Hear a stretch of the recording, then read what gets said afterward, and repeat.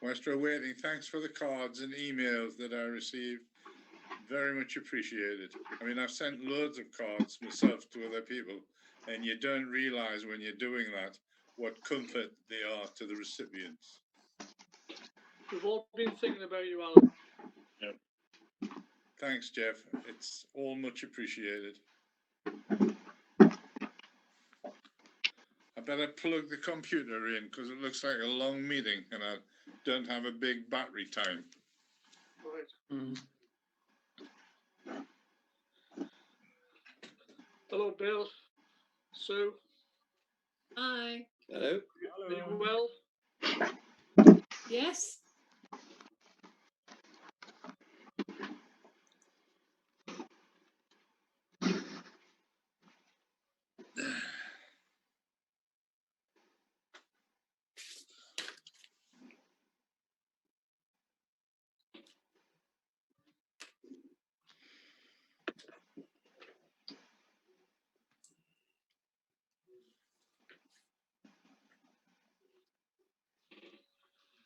I think we're just waiting for Peter Edge.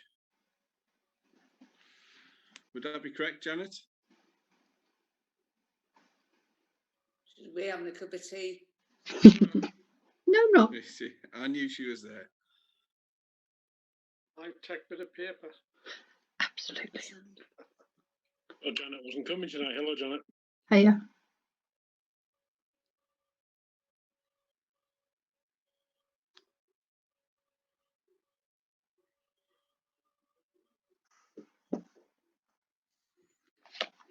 Right. Everybody nice and quiet. It's going to be a lonely Christmas, isn't it? Here is.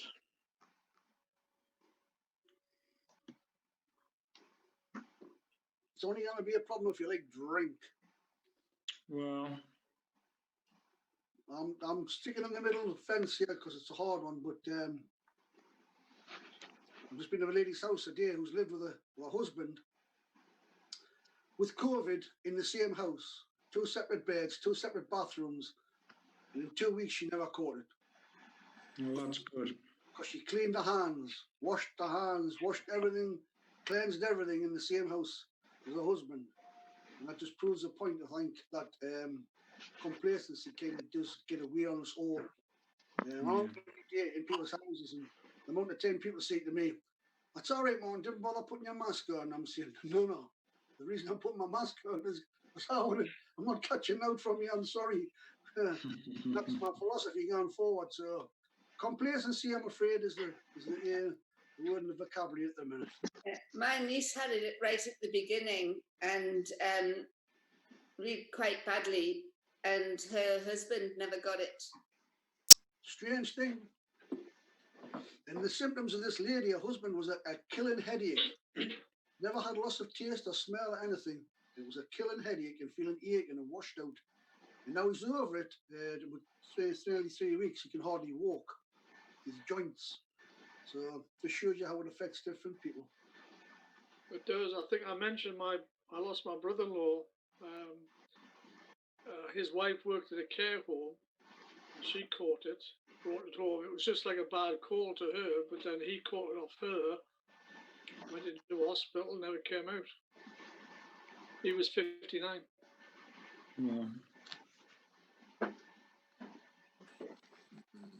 Well, David's partner caught it. I mean, she's a frontline nurse at the Freeman. They were actually sharing visors, and quite a few have got it. She had very little effect, except she's lost the sense of taste for the time being. But if David hadn't stayed with me, which he decided to do, he wouldn't have been at the funeral, and neither would I, because he was probably popped in. So that was a disaster avoided by the stroke of our teeth. Absolutely, God. She phoned up and she followed the protocol for NHS staff, and on Sunday didn't feel too well. Rang up the test centre at the RVI and they said, "Oh, it's the weekend. We don't work on the weekends. Come back on Monday." So what is this moonshot quality of testing and tracing?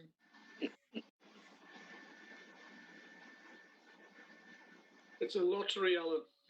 Yeah, And we'll right. only be able to get it now because we're in tier 3.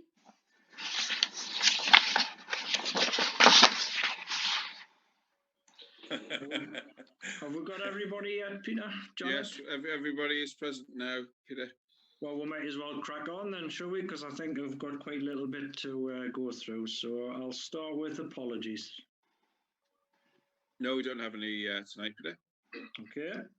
Declarations of interest. Just the allotments for me. Okay, Jeff. Martin. Just if there's anything on the play areas at the community orchard. Okay. Sue. Probably play areas and bike track. Okay. Thank you. To approve the minutes of the last meeting. I don't have them in front of me, but never mind. I can put them on the screen if you'd like me to, Peter. Can you do that for me, Peter? Thank He you. says I can. There you go. Can everyone see that? Yeah. Yeah, We're going to go for approval first, Peter, and then we'll go through the issues. Yeah. The issues that might be there. Can I have a proposal that these are a true record? Jeff? I can't see anybody else. Martin Harrington's waving his hand at you. Oh, there you are, Martin. Martin just seconded. Well, all those in favour? Brilliant. Thank you. Right, we'll run through them, shall we, Peter? Yeah. Page 1. If everybody shouts out, because I haven't got everybody's picture on the screen at the minute, so.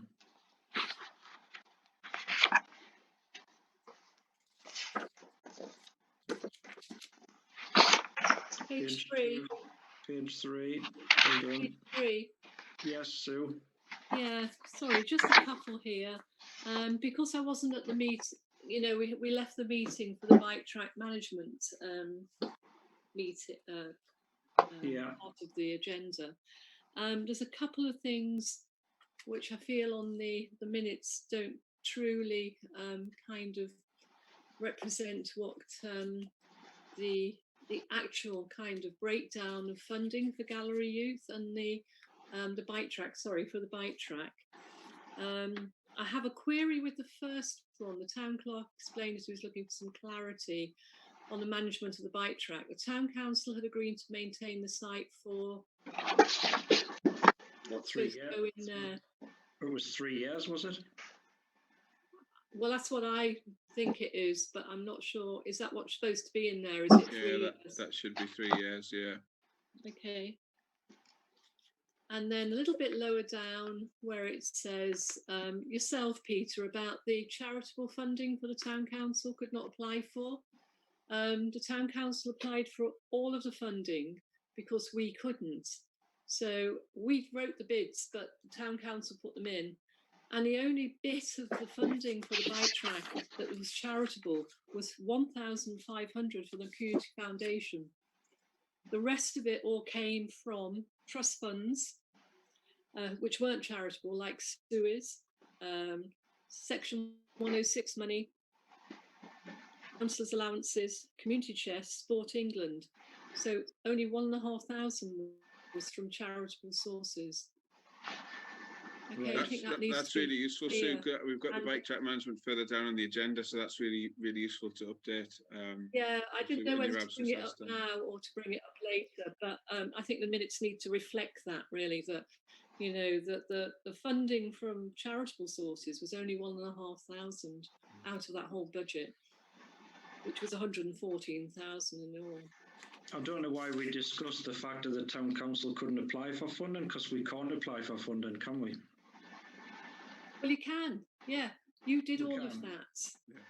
Right. Yeah, you did all mean, of that, Peter. I Town don't council remember did what I that. said, but never mind. Yeah. Okay. Okay, valid Okay, well, point. Sue. it's on the minute that you said that it was built on charitable funding, and it wasn't.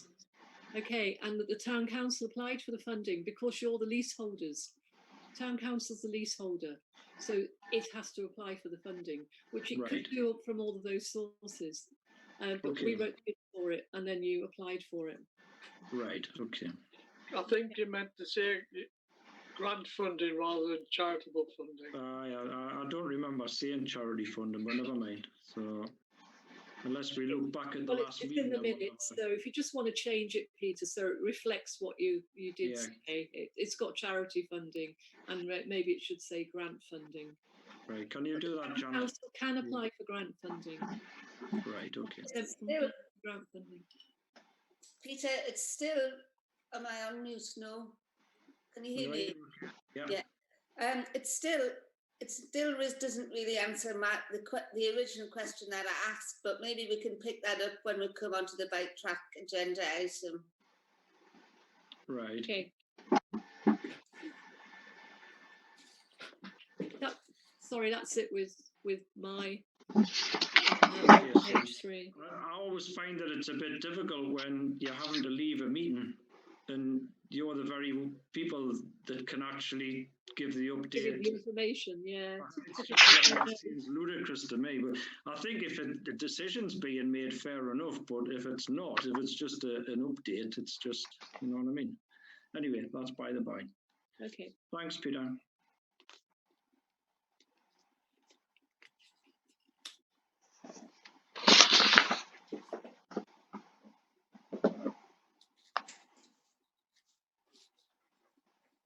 Well, we've got plenty of pages, haven't we?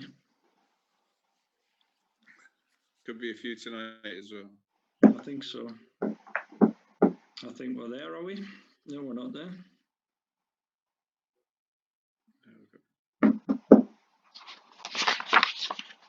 Just one thing to make it out on the minutes. There's a question about any funding that came back from the previous market provider. We've checked the account and we did receive some money in August, but 500, just over £500. Janet will remember the exact amount. Almost, I think it's 568. Right. Okay. Thank you. Right. Anybody else got anything on that?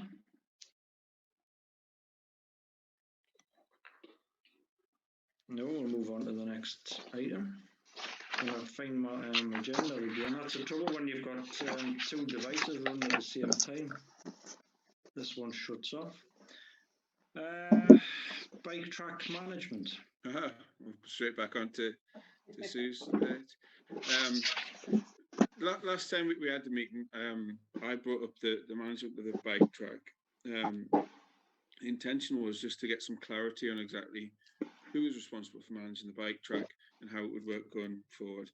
And the outcome of the last meeting was that I would speak to Galloway Youth and come up with something that we all felt comfortable with in terms of a proposal.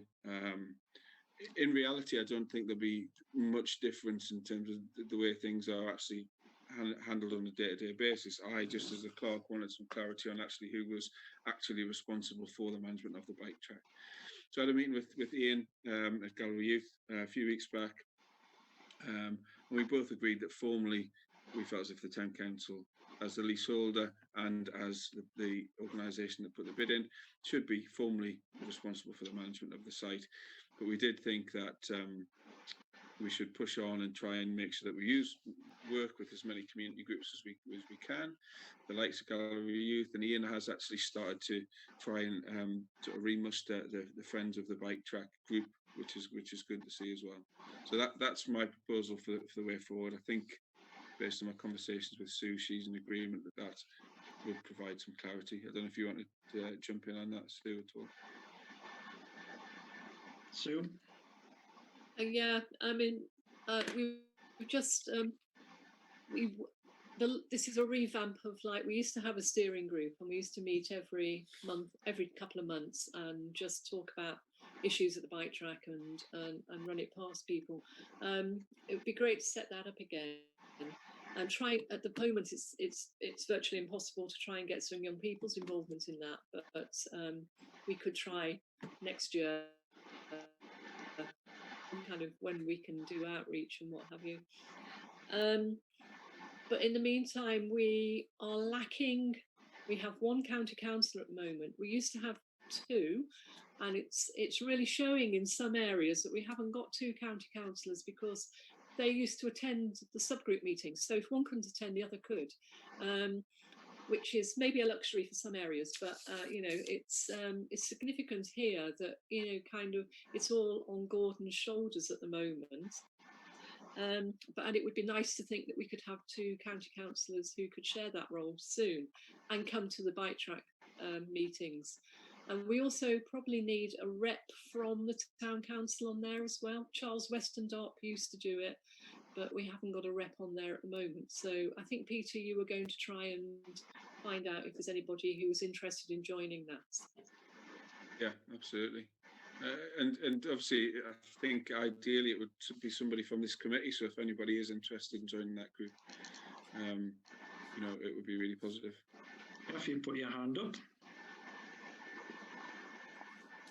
Yes, I'd be happy to join that group if Sue and Bill are happy to have me. No, Jeff. I think that's a yes, Jeff. I'll bring me bike. Okay.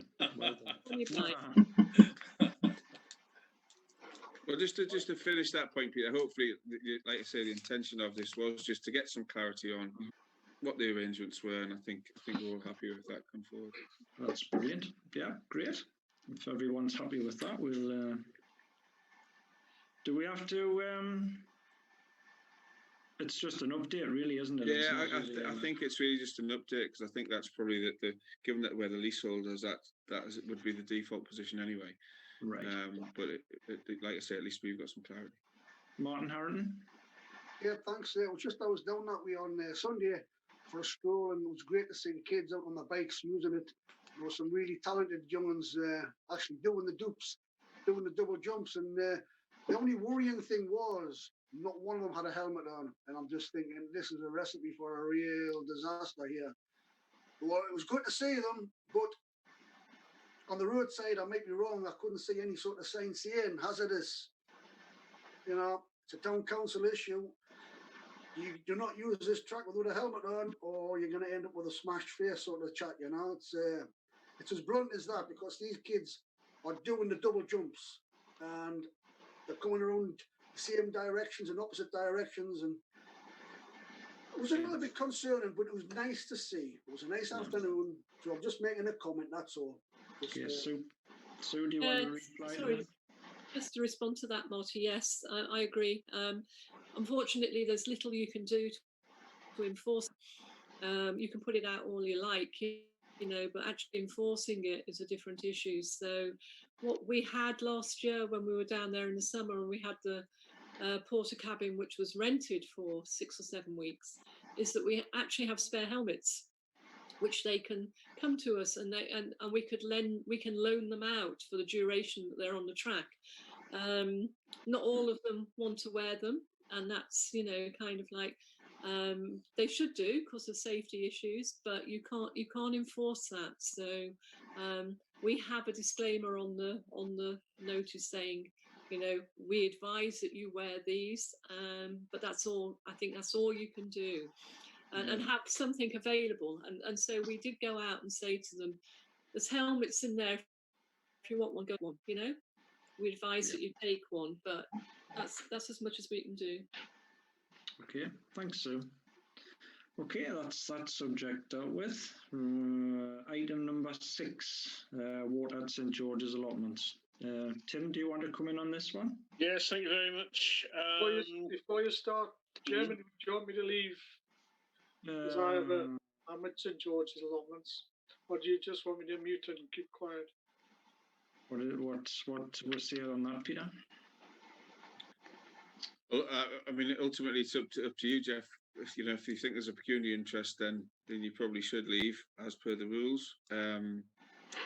But that decision's down to you. There is a benefit, I guess, would be my advice, potentially from the item that Tim's going to bring forward. Right, I should go and make a cup of tea. Well done.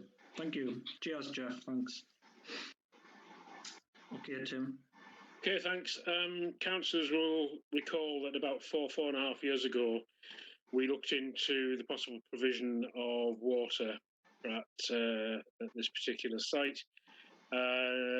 And we got in touch with all the allotment holders about that then. The response that we got at the time was that nobody really wanted it.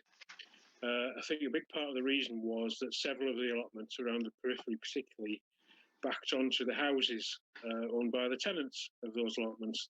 Since then, of course, quite a few have changed hands, and that may no longer be the case.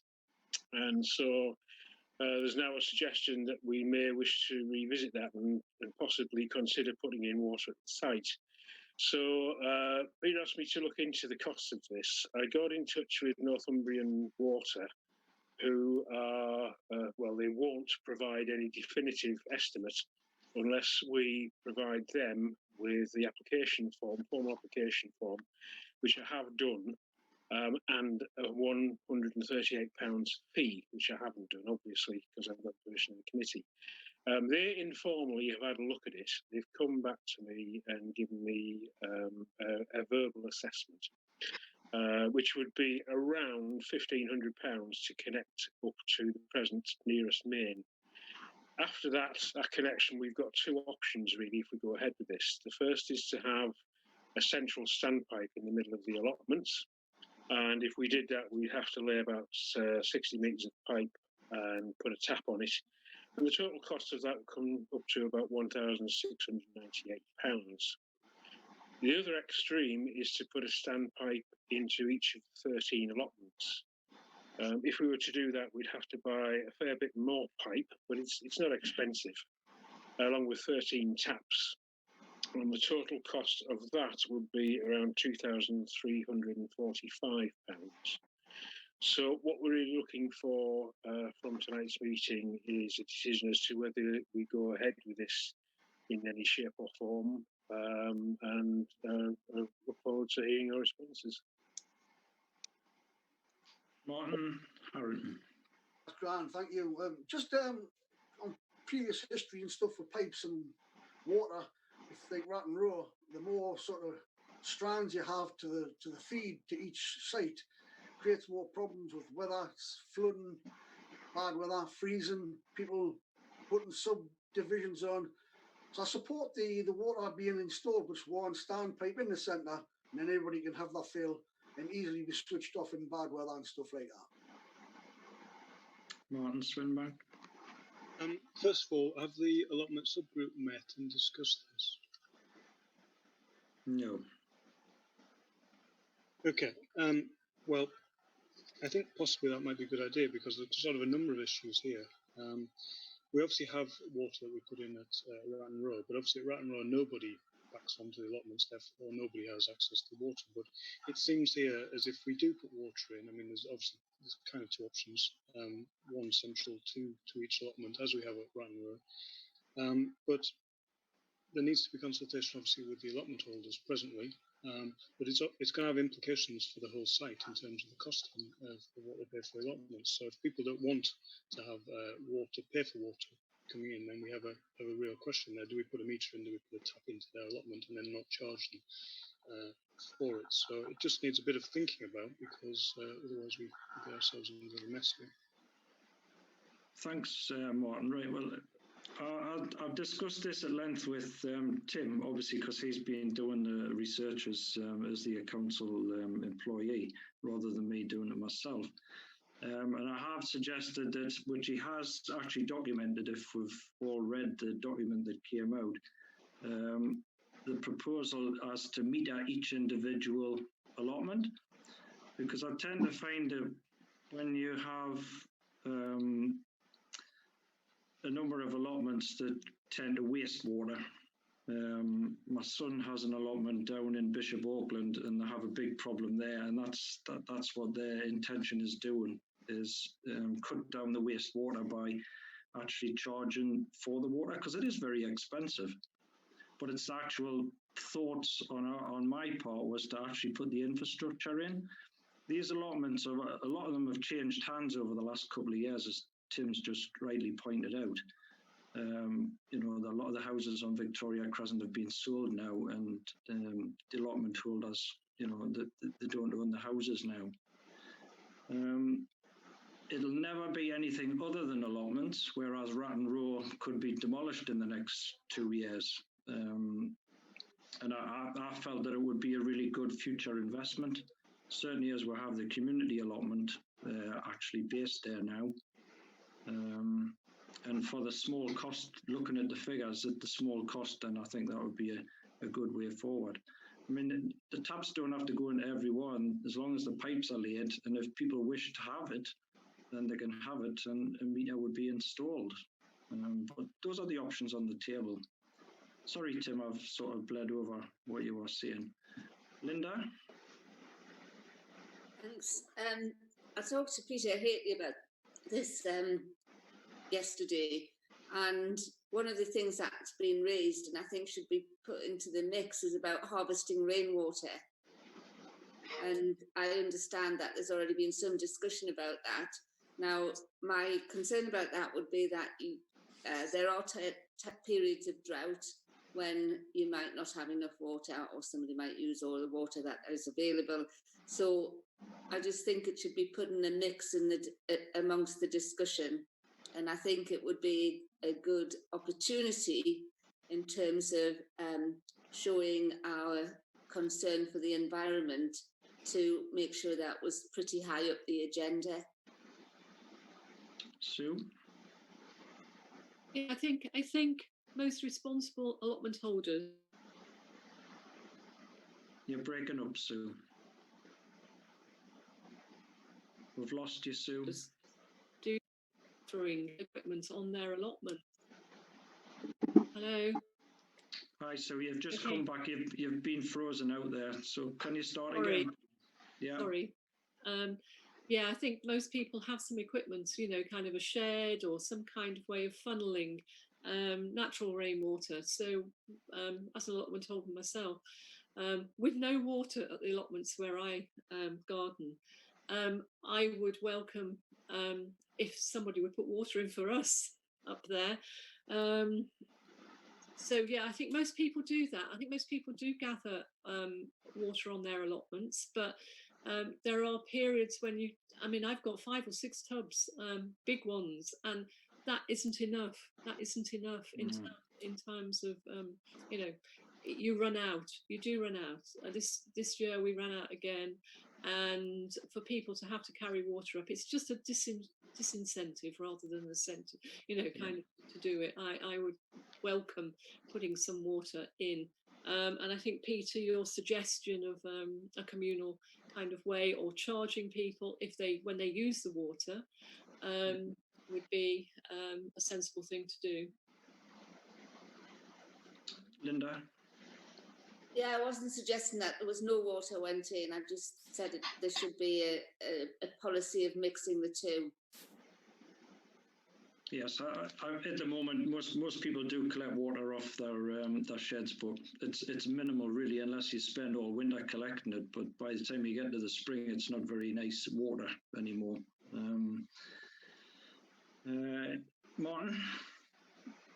So kind of going forward, obviously, if we put water in one form or other, either allotment holders pay for it directly for what they use, or they pay for it communally with their charges on the allotment. Have we got the figures to say what people pay at Ratton Row and what people pay here now, and how that's going to change if we go forward with water supply? Peter? Bear with me a second, Peter. I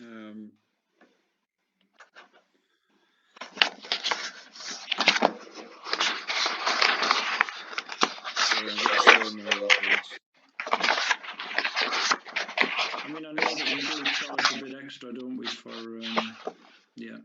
Yeah. It's effectively, I think it's about £10 more in Ratton Row than it is in St George's.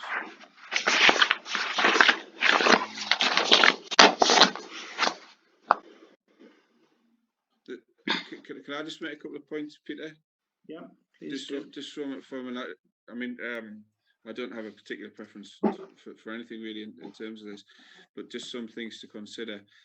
from a metering point of view and a charging point of view, there's an administrative burden that goes with that as well. I think that needs to be considered in terms of not just invoicing, but also chasing those invoices if they inevitably don't get paid. So that should be factored into the consideration here. I think the other points that have been made around current allotment holders, absolutely, but there's also the issue of potentially future allotment holders, and I think making one of our own sites more attractive with water is probably a good thing to ensure that the allotments continue to be rented out. But that's from an officer point of view. Yeah. Well, the infrastructure is in place at St James's and it's at Ratton Row, but obviously not at St George's. But Martin Harrington, you had your hand up before. You're on mute, Martin.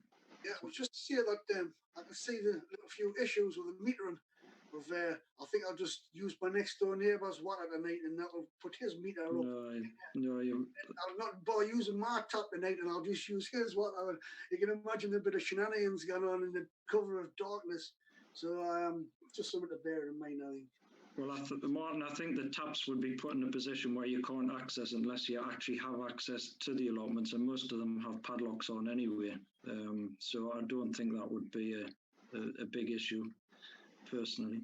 But because the meter would be on the outside of the allotment, and then the feed would go into the allotment, and it could be wherever necessary the taps put. Peter? Yeah, just one thing, obviously. Sorry, Peter Edge, carry on. Yeah, Peter Edge. Yeah, sorry about that. Yeah, so I think putting water in it seems like an extremely positive thing as an investment to go into the allotments. I'm assuming that's irrelevant to whether people really want it in there. We'd like to put water in there for the future anyway, wouldn't we? As an investment. I would like to explore this possibility of saving rainwater, though, on a much bigger scale. And at Garden, they put in a giant tank which would save rainwater and go in that. So massive tank there, and then it was pumped out, ready for people. So you would save all the water over the winter, and then it would and to be used again. I think it would be worth just exploring that, just as if we could get rough costs of what that might be, because there must be other places which have potentially done this on a really sophisticated basis. I think it would be worth having a look. Okay, thanks. Sue?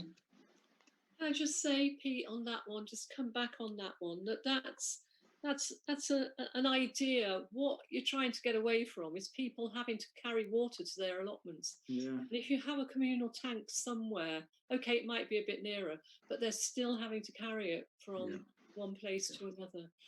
And that is like, I mean, it's okay if you're fairly fit and young, but it really is a bit off-putting if you're not. Okay, back to Martin. Can I just... All right. Oh, sorry, Peter. Go back to Peter. Sorry, yeah. So it's just to come back on that, Sue, because I know what you're thinking, but it's not just like having a pond somewhere. It's like having a big tank somewhere, and then from the tank also being able to pump from that giant tank into, so effectively it's like a borehole, but then from that big tank that you've got it stored in, still having the pumping system that will take it to individual allotments. So it's more sophisticated than just having a big hole in the ground to everyone to collect from. Okay. Martin Swinburne. Okay, I don't want to diss the idea of having a storage, but the difficulty I see with that is you need a roof to collect the water off to put into the tank. So on an individual basis of what people have in their allotments, it's probably going to be quite tricky to do. My suggestion is, as a kind of proposal going forward, is that it's a good idea to put water in, that we kind of align it with what we've got at Ratton Row. So we have a 1 metre on the site, we put it into each allotment and put a tap on. And then in some way, so if people don't want the water, then in some way we disable the tap and discharge them the amount we normally charge at the minute. If they do want the water, obviously we put the charge up to the same as probably as Ratton Row. And then when the allotments change hands, the new allotment holders have the water facility on hand, rather than metering individual allotments. That's my proposal for where approach. Martin Harron. Just the second day, Martin Swinbank's proposal seems to be the most practical way forward. Sue? Yeah, sorry. Originally, Martin Swinbank, you said that you thought this was an issue for the allotment subgroup. Do you still want to follow that up, or are you happy to take a proposal tonight on it? Well, I mean, obviously we've had a reasonable discussion on it, but it's a matter of timing, really. It's the water won't actually really be needed until the next spring. It's whether there's time for a subgroup followed by another meeting of this committee to finalise the thing and get the thing in place. Really, I mean, we've had a reasonable discussion. I'm not too worried. Alan? Are we saying in effect that we accept the proposal, which I personally support, but just put an extra sentence in, subject to a consultative process with the users and an investigation about forms of provision of water, like the tank?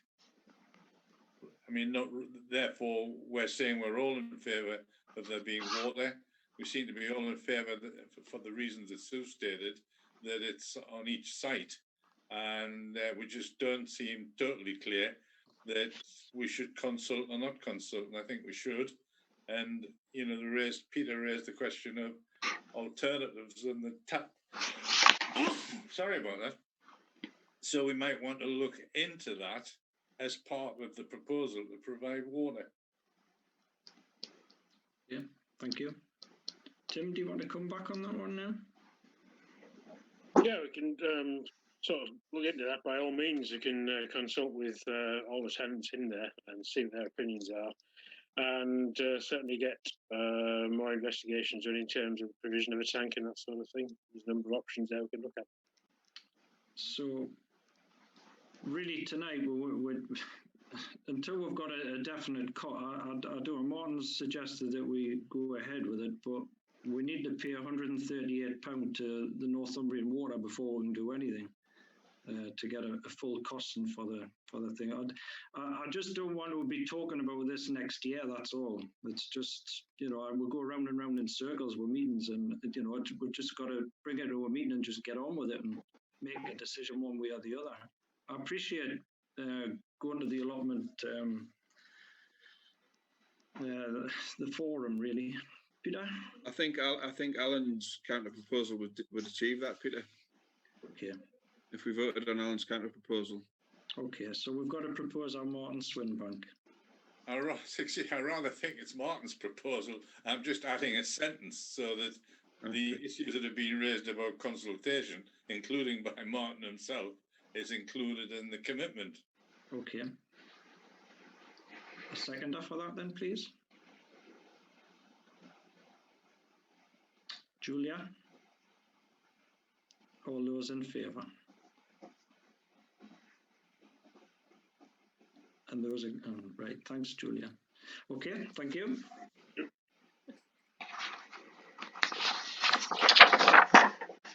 We'll ask Jeff back. Are you there, Jeff?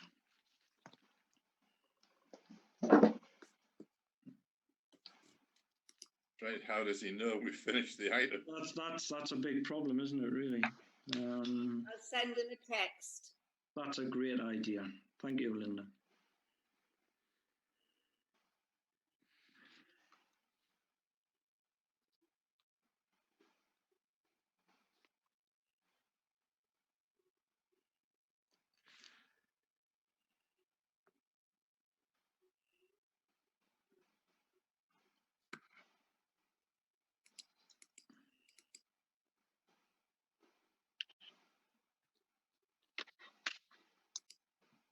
Hope he hasn't left his phone on his desk. That would be good, wouldn't it? Well, we can ring him and he'll hear it. Yeah, I'll give him a call now.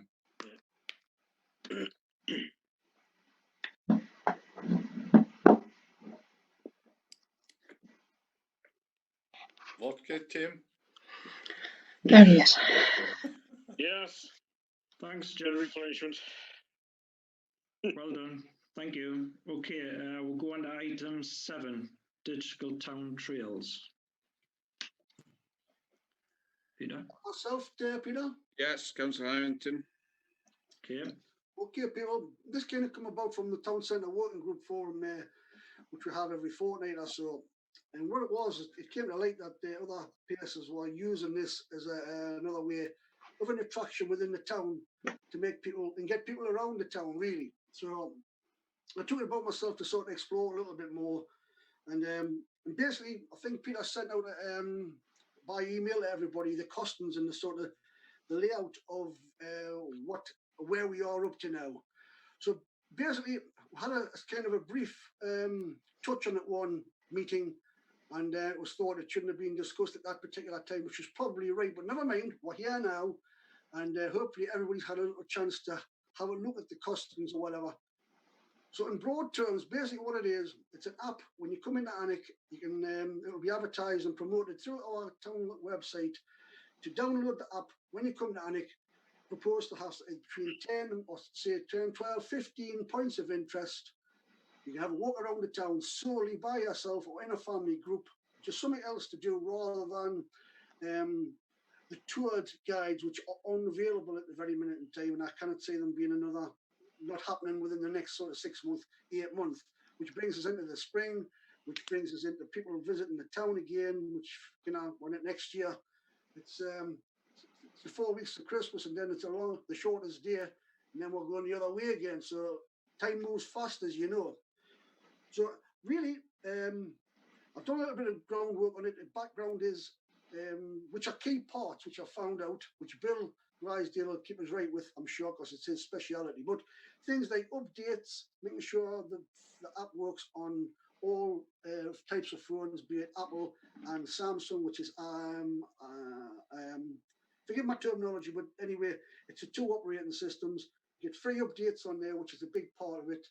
The price that we've got includes all the design, everything involved. I'm looking at 10 points. So at the minute, the 10 points of interest are around £2,550.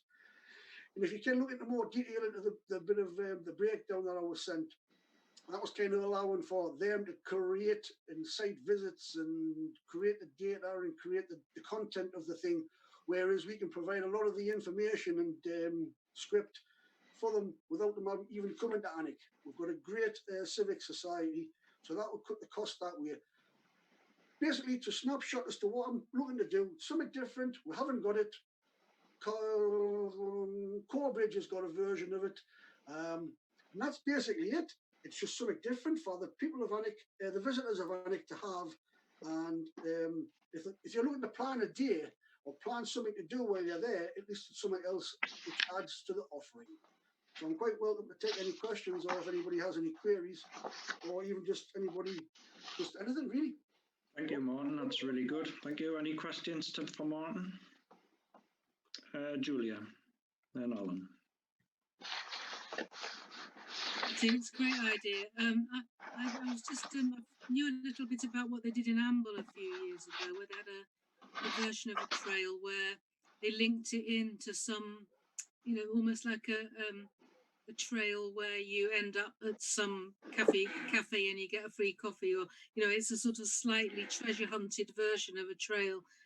One of the things that I and others that are into is geocaching, which I don't know if anybody's heard of, but that's where you have little bits of educational interest that you search for around the town, and it can either be a physical box with something in, but it can also be a point of interest where, like, if you've got kids with you, they can search for something, get the answer, email a response, and then they get a find. There's things that sort of links into sort of like kids do Pokemon, but it's a more kind of traditional version of that. So there are some things you could add to a trail which I think are really dynamic, and there's nothing to stop there being what you're suggesting, but maybe we could have a look at a few of the more interactive versions that are around. I think, just to answer that one, Julia, it's great. You're right in what you say, but even Amble, they have a guy walking around with his all dressed up in regalia. On Sunday, I was down in Amble doing the trail. But the options here are quite open, because you can build different things in. You can have advertising in. Apparently, you can do different things with it. The points of interest is kind of open to discussion, but I would have thought the chair don't work well with the Civic Society. But no, positive, excellent. I like the sound of that, Julia. We'll look into that. Alan and then Linda. Yeah, possibly we're going to talk about the same thing, because I do remember Linda saying that this was something that could be applied for a grant. And it struck me that we can't apply for a grant as a council. And as I said last time, the Mechanics Institute is an arm's length charity, and it could. And I think in the first instance, the custodians of the charity, that's myself, Peter and Martin, should put a bid together, I suspect with Linda's help, and see where we go with that. I mean, I think we all seem to support the idea. It's very similar to a thing the churches did a few years ago, I think. The churches together in Alnwick, or whatever they're called. So we're all perhaps agreed in principle. Why not see, as Linda suggested, if we can get, if a charitable organisation, one of which is to improve improve things in the centre of Alnwick, why don't we just get the headed note paper and apply for a grant to wherever you apply to grants for, and I'm sure Linda would tell us where that is. I think going back to Tim, which other routes we've used for other funding, Alan, which is great, as long as everywhere we can save taxpayers' money is great, but there probably is money somewhere, I don't know if it's Northumberland County Council, it might be gone now, but there was money available for the back of the bounce back funds from the COVID. So Tim's got that's his little forte, so let's get our heads together with Tim, see if we can find anywhere, or see if we can do something under that, Alan, through the chair, the Mechanics Institute, which is a great idea. Linda Wood-Mitchell. Hi, I'm glad you've raised it here, because I didn't want to raise it at the full council meeting, but I wanted to tell you all that investing in Alnwick are sort of heading towards creating an interactive app, very similar, but it will not conflict with what you're suggesting, Martin, because the app is more for families, for young families particularly, but it's about an app that will make things come to life, so it'll be quite interactive for young people. So I don't think there's any conflict with what you're doing and what we're doing. Do you know what I mean? I think they will be very different, but I just felt I wanted to tell you that that was something that we were pursuing, and it was something which was suggested well over a year ago. So we're working on it, but it is quite a complex media app, so it's taking some time to pull together. Well, on that one, Linda, and thanks for letting us know about that, but on that one, I got a quote from one guy, and Bill Drysdale will keep us right here. They wouldn't even fire up the computer for 25 grand. Yeah, I know. Even open the computer lid. So if we've got a company, which I think it's just a template, in which they kind of put all the detail into and use it where you are in the town, it comes off satellite connections as well. So if you don't have internet connection or whatever, if it blanks out, it picks up straight away again, so you're back on track. But it's a costly affair and very complicated thing to make. But thanks for letting me know about that, Linda. Excellent. And it'll be another great asset for the town, of course. Sorry, Peter Edge. Yeah, I think these are great ideas. I think I'd look at that app. This Trail Tale. It looks great, actually. It looks quite simple to use. It looks quite straightforward. You aren't bombarded by adverts. It doesn't seem too expensive, so I think it's well worth going with. I think if we could have a look at it in respect of the Mechanics Institute, that would be really useful, and have a look at it in respect to the Civic Society, because they're also an organisation perhaps they could apply for grants from. So if we could try and perhaps have a working group or some kind of meeting which might involve both of those groups, that could be potentially be useful if Tim was involved there. And I was just going to say, Peter, I'm really well in with Peter Reid, who's the man from the Civic Society, and Peter's a great guy. He'd run with this every day of the week, as long as it's promoting the key parts of our town and exactly. Sorry for stopping you. Just No, that's good. That's good. No, that's cracking. It sounds really good. And the other thing was just for those people who aren't connected to see if we of getting this information for those people, be it a leaflet or something like that they could collect some tourist information just as well as that. That was all I was thinking. But yeah. Peter, this all came about because of the town centre leaflet. Peter Haley will tell you about it. There was piles of leaflets lying in the tourist information board in March, which now I give out. They were £1 a piece or £2. I can't remember now, Peter. But anyway, half the money was going to Joe Blogs and another half was going to reprint the thing. And we managed to get them all for free. I've got half them out in the town, but it's a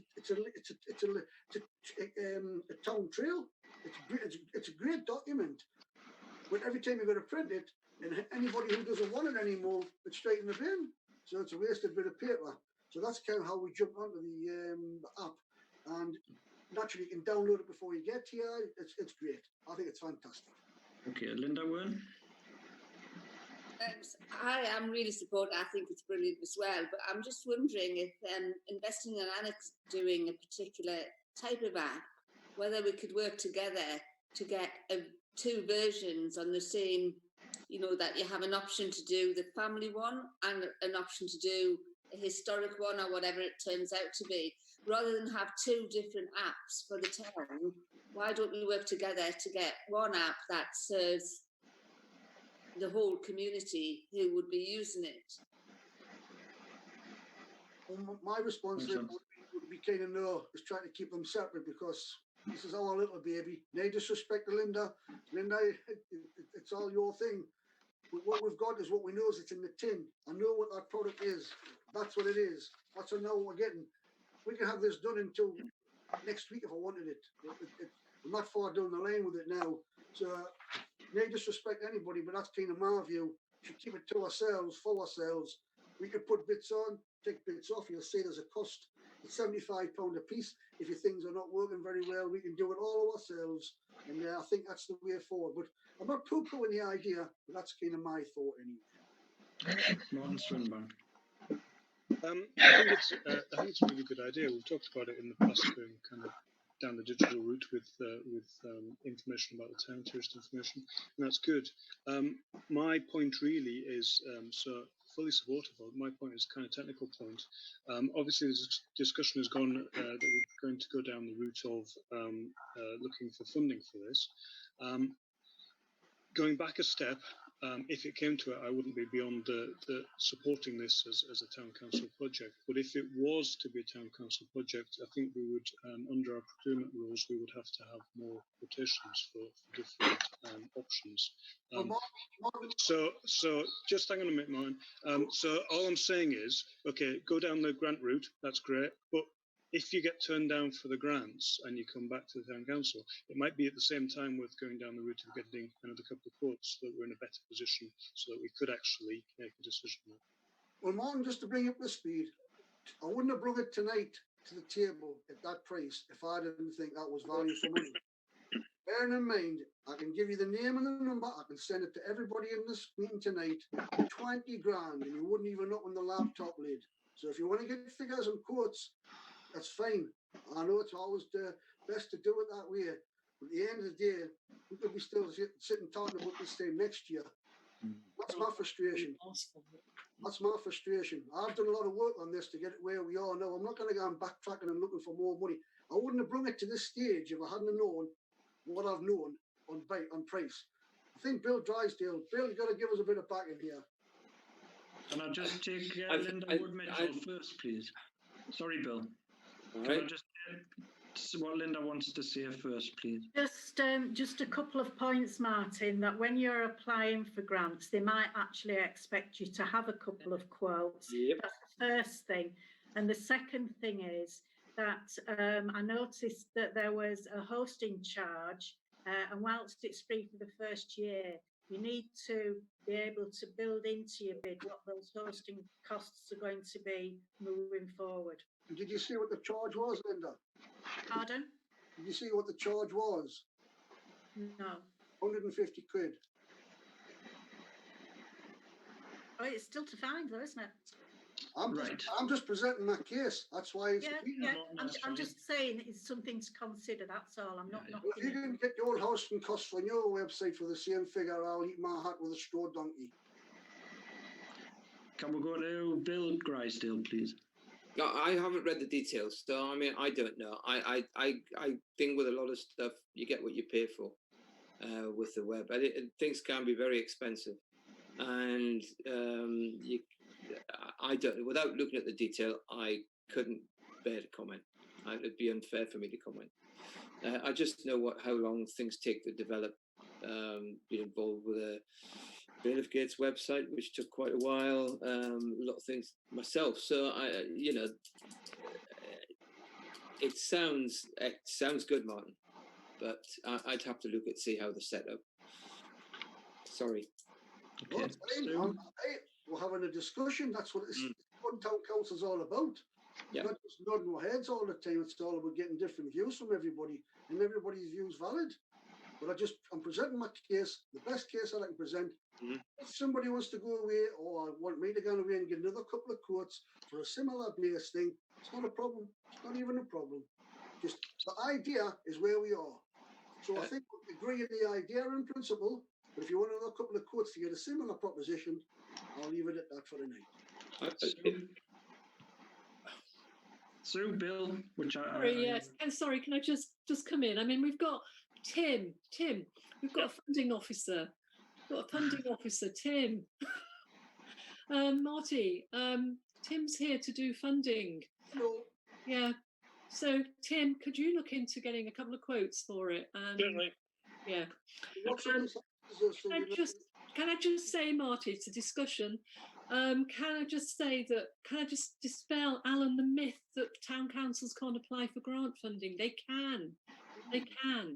Awards for All, you can apply for Awards for All, £10,000. That's lottery funding, So there are avenues, as Tim will know. And I think we should ask Tim to do that groundwork for us and to come up with kind of funders and work with you, Marty, on that one. Excellent, thank you. Jeff? Yeah, I mean, I've got two questions, Martin, but on that point that Sue made, she's absolutely right. There are funds available. I think the vast majority of funds, it's true to say, are not available to local authorities. But some are available to local authorities depending on the project. If it's community related or depends on the funder, what their priorities are. And if it matches their priorities, you sometimes can get funding. On the two, so you're right, Sue. On the two questions I was going to ask, first of all, the photographs, Martin, you mentioned the Civic Society, but I know that Jane Coltman has thousands of photographs of Alnwick, and if it's a place of interest, she'll have a good photograph of it. So it might be worth asking Jane. Might cost us a little bit, but the quality of the photographs will be top notch. The other thing I was going to ask is the trail available in other languages? Is there a switch where visitors from abroad can get the trail in their language, or is it just English? I'm just going to laugh because I'm going to ask if they're available in Alnwick. Are they available in Geordie? I was in Ashton yesterday. Hold your hand, he says. Hold your hand. I'll write it down. At the minute, I would say no is the answer. But it's not a deal breaker, Martin, but it would be nice. It would be nice to have, and if it cost another £100 or a couple £100, it would be worth considering. But as far as the proposal goes, I'm fully supportive of it. I think now is a good time to introduce something like this. We need to help the town to bounce back from COVID, and I think this is the kind of thing we should be looking at. So I'm fully supportive. Thank you, Jeff. Well, I'll research it and find out for everybody. Okay, Peter Haley. I think Julia's got her hand up as well. Peter, if you want to take Julia. Go on, Julia. Yeah, it was just to follow up on Linda Wen's point about particularly if you're looking into fundraising, that one of the first questions that will get asked is, do you know what else is going on with the same agenda, you know. So, and I don't know, Linda, whether you're fundraising around the project that you're talking about. So it seems to me to be at least sensible to have a joint conversation about, in a bit more detail, about what those two kinds of app are and how they might complement each other. I'm not suggesting that they have to be dovetailed, but without knowing more about how they would work together. Well, I think it is important for visitors I think we to put work out what it is that they're latching into. it would be prudent at this time, Julia, to ask Linda Wood how they propose to fund their new app. How is that going to be funded? We will be applying for grants, Martin. I'm not sure where from just yet, but I'm quite happy once we're a little bit clearer on the brief, which we're still working on. I'm quite happy to have a conversation with you to make sure that it does dovetail as Julia has suggested, because I think they can be separate, but they still need to complement each other. Yeah, oh, grand. That's excellent. Okay, thank you. Peter? I was just going to give some clarity in terms of procedure. Yes, for expenditure between £1,000 and £5,000, we should attempt to get 2 quotes. But I think that comes actually after the decision to actually go and spend. And I would insist that happened anyway. If the committee did want to make a decision tonight, they do have the power. There's £2,000 in an unallocated assets and services budget, and there's about £1,300 remaining in the town promotion budget, which we don't look like spending this year. So there is the power to make that decision with the caveats that everybody has discussed to proceed, should you wish to do so. Okay. And I just say, if you fund Martin, I'll be coming to you for ours as well. Are you saying you're coming to town council for it? You tell them, Linda. Okay, thank you, everybody. Right, okay. So how do we proceed on this then, Peter? Because that's a little bit... I think Martin has had a written proposal. Martin, I don't know if you want to go through your actual proposal. It's probably the best way to go with that. Okay. Well, the proposal was just to try and see if we get an agreement to have the app, and that was kind of if everybody's in agreement with that, and then move forward. My funding sort of ceiling on it would be around the £3,000, no more, and that was kind of where we get us to a working system. Okay. Do we have a seconder for that proposal? I think we need some clarification as to where the funding will be coming from at this point, because we've talked about funding from grant sources and we've talked about funding from the town council. So we need some clarification. I think the proposal at the moment is to whether we actually go ahead and look into having an app rather than not. Am I correct on that, Peter? I think what Martin is proposing is that we agree to procure the app, but we explore the possibility of subsidising the expenditure with grant funding if that opportunity became available. Comes along. Okay. Because Peter, if we didn't do anything about it. I agree with you, Martin. I do agree with you, yeah. That's what I said about the water at St George's. We'll kind of keep beating about the bush. We've just got to get on. And Martin Swinbank. So for clarification from Martin, so we're exploring the app to a potential cost of £3,000. I'm going to explore the opportunities for grant funding to supplement or cover all of that. Yeah, that would be great. If we could go with that, I'd be very, very appreciated.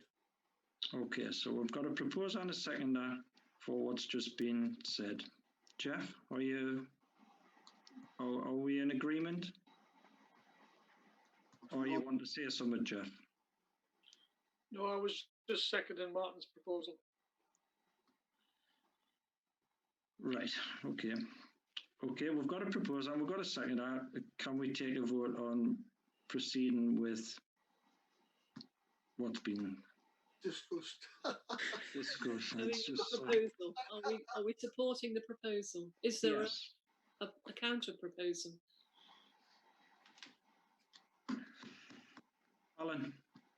Can I have a route map of how we proceed? Because we haven't answered the question of what actual Tim's role will be, nor whether the app that we are in principle supporting will be linked somehow with Linda's app that they're busy preparing. I'm a bit uneasy about the fact that you look up Anik and two apps pop up. I mean, which one do you use? I think we should work towards some sort of harmony. And I'm just wondering, or at least investigate. So Tim looks for grants, and as we put the bid together that I support, with that we discuss with Linda how the two apps will be interactive with one another. But going back to where we were before, sorry for going around in circles, people. If Linda's app doesn't ever come to light, we're still sitting tonight talking about the same subject in 9 months' time. That's my point. Linda. Can I just say, yeah, I think you should let Martin proceed. He's maybe a little bit further on, because the app that we're thinking about is much more complicated, probably much more interactive, and probably much more expensive than what Martin's got in mind. I think it does seem to be a very good price, but then I agree with Bill, with things like this, you will get what you pay for. So I think the two apps can still sit together and complement each other at whatever stage they arrive. Do you know what I mean? Because I don't think they can run together at the same at the moment. Jeff. Yeah, can I just suggest that we agree, say, £1,000 from the town council and ask Tim to find the rest of the Pressure on him. from grant funding. I can always hold a raffle at the weekend for Christmas. You know. It's not a lot of money we're talking, you know. I know it isn't, but it seems to be. It was £1,000 for a seat. It's £1,000 for a seat. It's madness. It seems to be an issue, so I'm just trying to suggest a way around the issue. That's all. Okay, can I suggest, Peter, you come up with that suggestion? I'll try and come up with a suggestion here before it becomes Friday. I think this is my assessment of the situation. I think broadly we are accepting that this is a good idea and it's something we should look to do. I don't think anybody's got a problem with potentially spending the £3,000 that the Recreation Committee could commit to. But I think that we would like to further explore whether we could get some grant funding to support it, and whether we should potentially look at any other app that Investing in Annex doing. You could make a decision to commit to up to £3,000 expenditure on a digital trail map. You can do that now, but caveat it with the fact that please explore grant funding, please make sure you get the right quotes, and please explore working potentially with Investing in Annex. None of which would be necessary to procure the app. Yeah, Reg. Sorry to add another condition on, but I was wondering, can we sort of establish that we could still be able to offer this town trail to people who aren't connected free of charge as some kind of paper document as well? If we're spending so much money on digital connection, can we make sure that other people still get access to the information? Well, with all due respect, Peter, I'm going back around circles, but it's a piece of paper again. People throw bits of paper on the bin. It's another tree less. That's why we're doing that up, unfortunately, my friend. That's why I do energy efficiency for my living. I want the world to be a better place in 10 years' time. If you start printing off apps again on paper, it's a bit of a pointless exercise. Unfortunately, Peter. Forgive my directness, but that's kind of where I am. I see people, they go to the estate agents, they get a bit of paper, they look at it, and they go straight on the floor. No. Well, can I respond back to that? Just you can. There might be, say, 10% of people who don't have mobile phones that we're providing money. So we're providing money for people to get access to the heritage of Alnwick and to entertain themselves, which is great. But then there might be 10% of people who are saying, actually, this isn't for you. I just think it's a bit unfair not to be able to have access to that. So I agree completely with what you're saying, that we might give preferential treatment of some kind of digital like a digital app. I think it's great, but I still think there's other people that might need to be paid for as well. That's all. Can I suggest we get a costing for produce some apps on a similar basis as another part of the deal, and see what the costings come out to produce a leaflet which mirror images the app for to help our Peter along the way. Okay, that's accepted. Right, Peter, where we go now? Are we proposing that we commit £3,000 to looking at providing an app? Sorry, somebody said something. I think what we propose, Peter, is that we agree to spend up to £3,000 on a Time Trail digital app. Right. With said caveats, we would also like them to look into the things that we've already discussed as well. But we're committing to that expenditure. That's a proposal.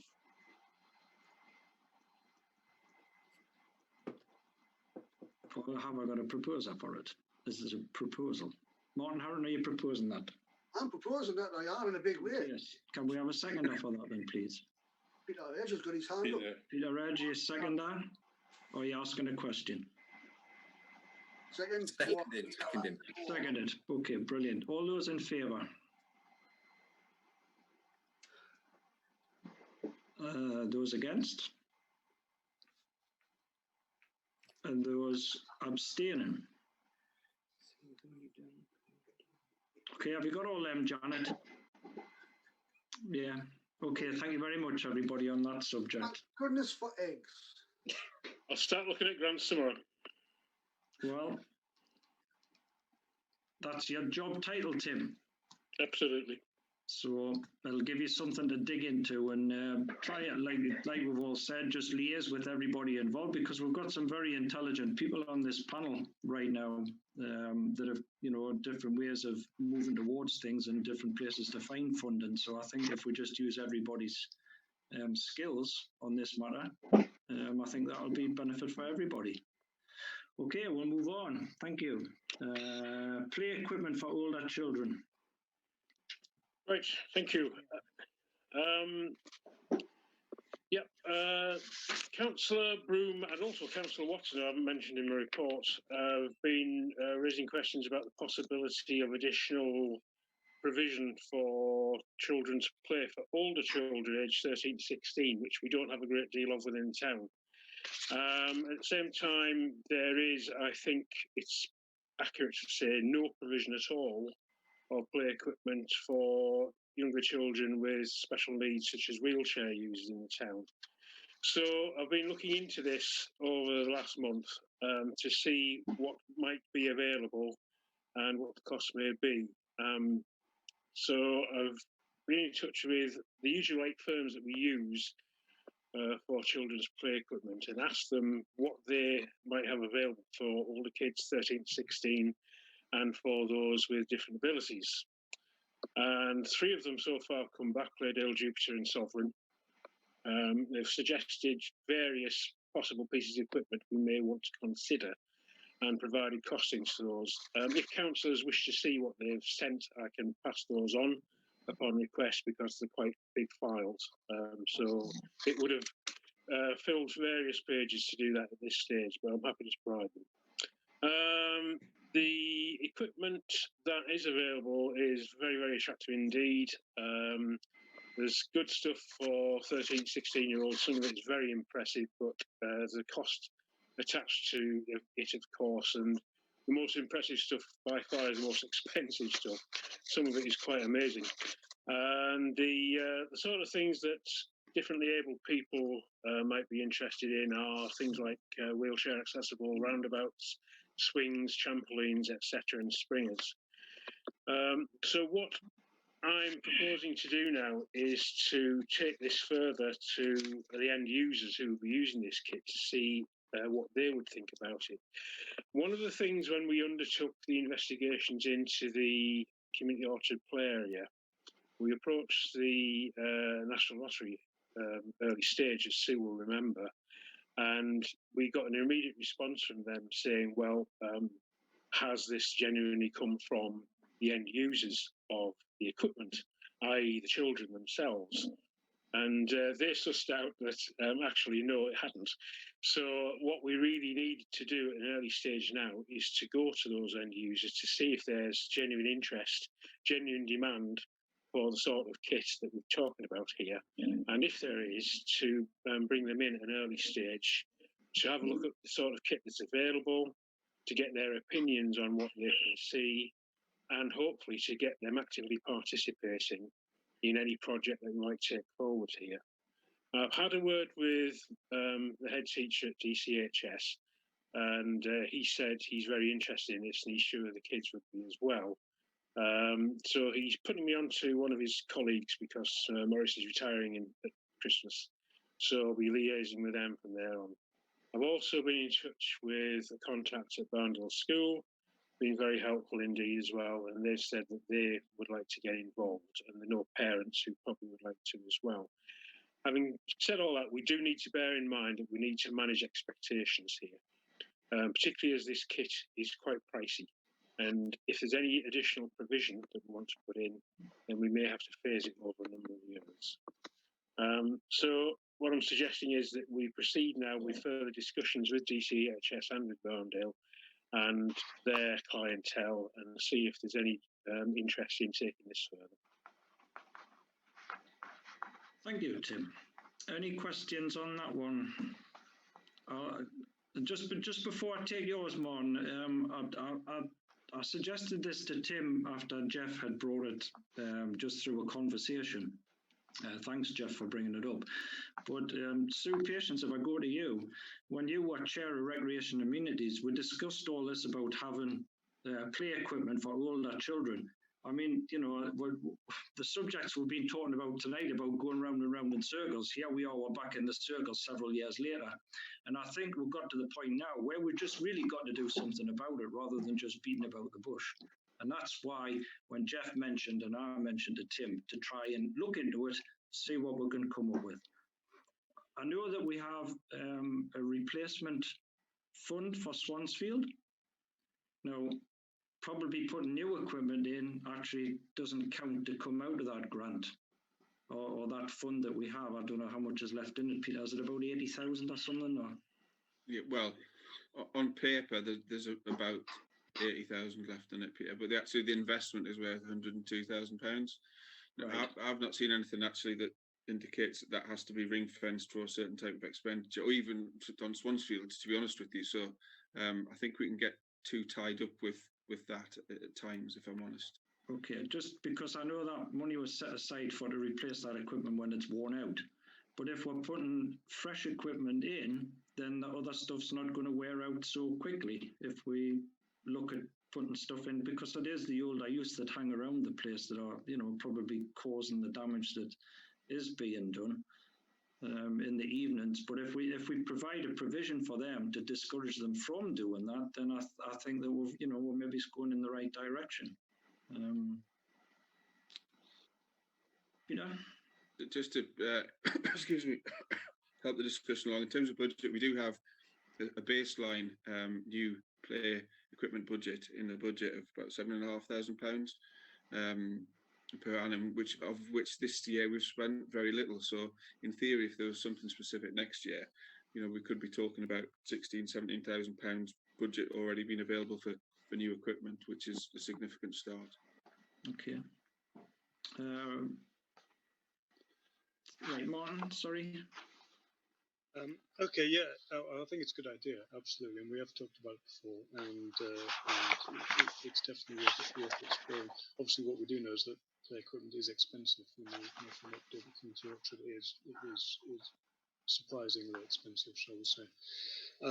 The point I want to make was Duke School planning application. Within that planning application that hasn't actually been finalised yet, there was a request at the planning meeting for there to be provision made for play equipment either on-site or off-site.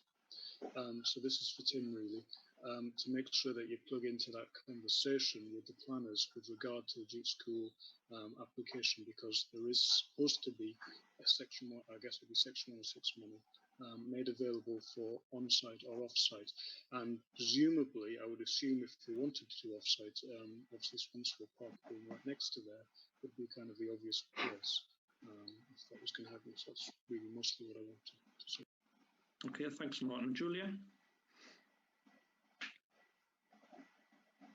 Just thinking of the fact that the two groups, the older young children and also young children with special educational needs, their needs might not be congruent. You know, you might be talking about two different types of bay or ideas, but it would be worth talking to NAS North Northumberland. That's the National Autistic Society North Northumberland, who have set up the autism friendly garden in Howick Hall and ran that project for a couple of years, trying to involve autistic children and young people in the process. So you could refer to that rather than sort of going right back to basics in terms of what the children did come up with. But that's more of a garden, but it does have quite a lot of play style equipment in it, and it would be great to have something like that in Alnwick.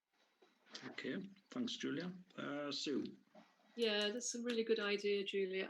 I mean, we talked about the extension to the equipment at the community orchard and it being for more kind of equipment that encouraged SEM activity on it, and something like the sensory part of it, rather than, it doesn't have to be a physical kind of climbing on and off. It can be much more sensory and imaginative than that, you know. And we've talked about that, Tim, haven't we? About extending that. Yep. So that could be a project on its own. Have another try. That could be a project on its own. It can.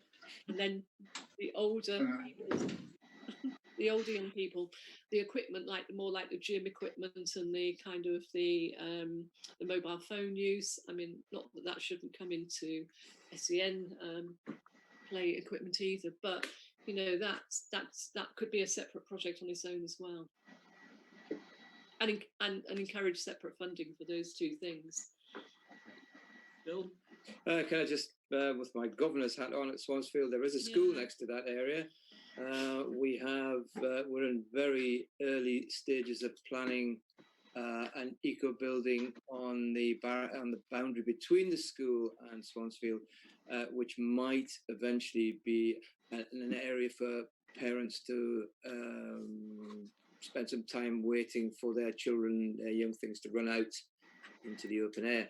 It would also, there are outline plans. I mean, I don't want to go into too much specifics, but it may eventually have refreshments, possibly a cafe. It might be a place where people from the Duke School development might be able to walk down. There aren't any cafes or any refreshment areas anywhere near that. But as I said, there's a very early days. We need to refurbish our TikTok building and things like that. So, there are possibilities there as well. So, with play areas and all that sort of stuff. Okay, but that's just a few years down the line, especially at the minute with this bloody virus. Yeah. Okay, Tim, do you want to just finish off on that? Yeah, happy to take this forward. I will just say, well, we've been talking earlier on about grant assistance and who can apply and who can't apply. We do need, in this particular instance, to emphasise the sort of leadership or full participation of the children involved in some way.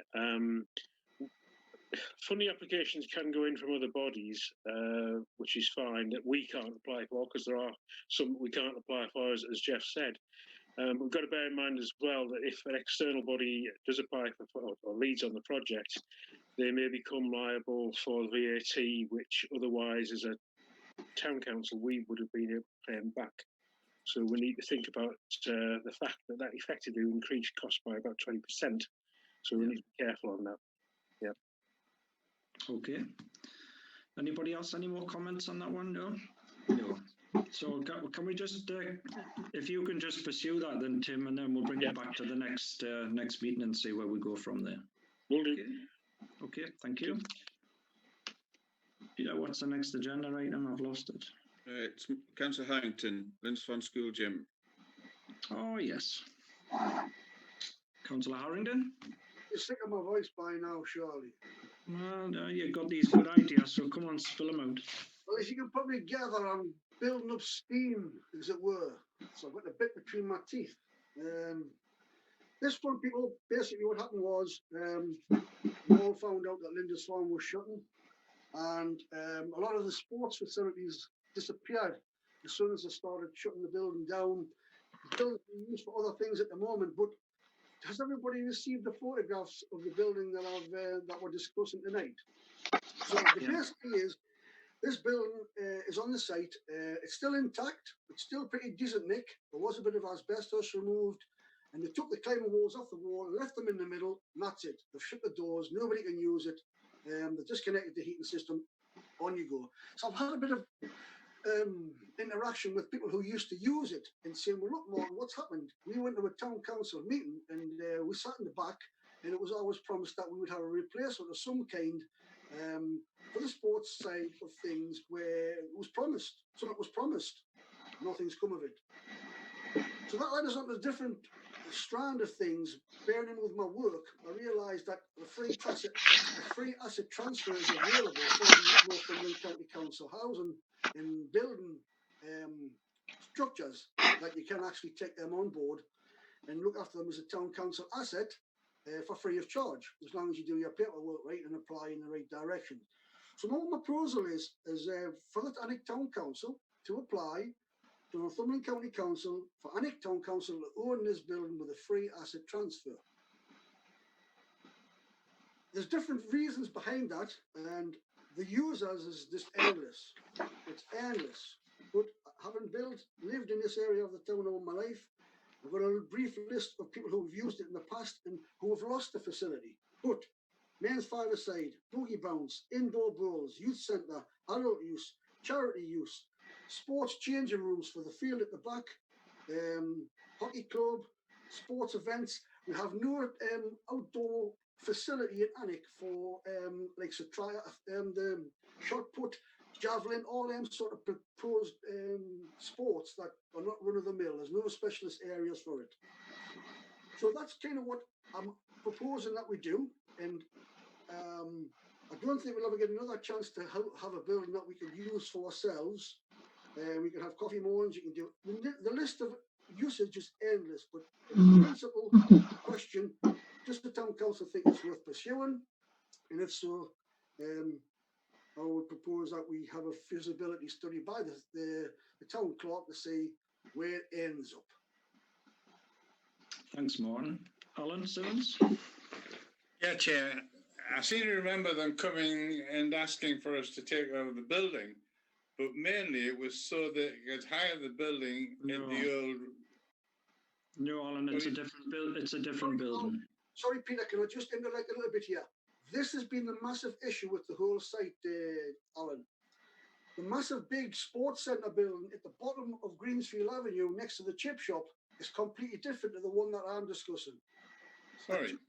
Completely different buildings. There's two different buildings on the site. The one that was brought to the town council previous to Bill Beatty was the massive sports centre, which has already got earmarked for other people to use. This is why I've sent the photograph. The photograph was key, because in the last 6 months since the site's been shut down, everybody's been referring to the wrong gym. It was a complete dog's dinner. But I actually emailed the guy who deals with the asset transfers at County Hall, and he clarified it in an email that that building that I'm referring to is available for a free asset transfer. And that's got nothing to do with the big sports centre training shed. That's why I've named it Lindisfarne Gym. Sorry, Alan. Thanks. Well, apologies. Obviously, I've missed quite a few meetings and I haven't seen any pictures. Are we talking about the gym that's just on the opposite side of the main entrance into the school? Is that what we're talking about? Yeah. So you see that, Alan? I was keen to send the photographs You out. see that? Yeah. That's the one. If you can make it a bit bigger. there was It's there. just a nice size, actually. But It's only Got it, better. know exactly where you mean. Thanks, Bill. That's helpful. okay, Alan, do you want to proceed on that one? Or Well, looking at a feasibility study, I think is a good idea. I'm not against that. My experience as a head teacher with a gym and a sports centre is that you don't make any money on them at all. They are not cost effective. They cost you a fortune. In our case, it was absorbed into the school budget, and it didn't matter whether at all the county were paying it. But as a something for the council to have, the feasibility study should really set up the maintenance costs, the heating costs, the lighting costs, the extra staff that will be needed to manage the bookings, which you probably won't get as many as you think.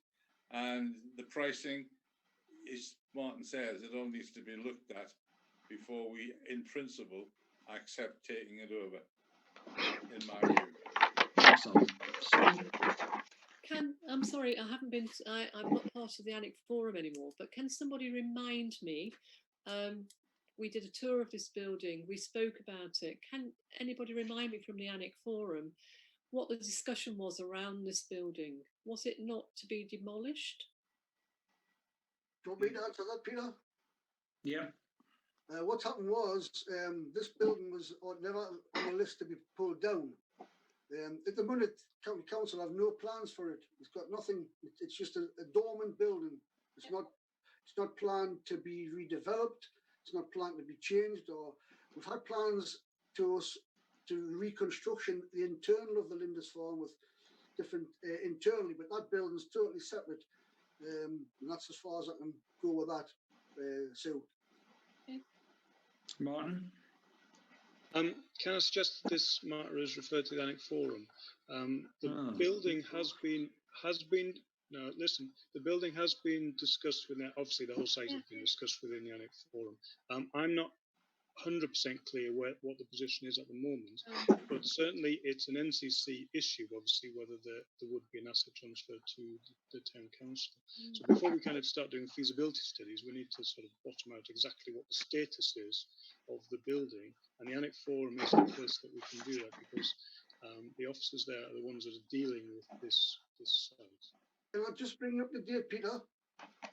Peter here. The whole purpose of why my email, Martin, was directed to the guy who deals with the asset transfers. And I'm going to be quite blunt with you at this stage of the game. I went to the district councillor who represents us, and he didn't even cover the subject. So I went to the man directly to find out the information that we need to move the thing forward.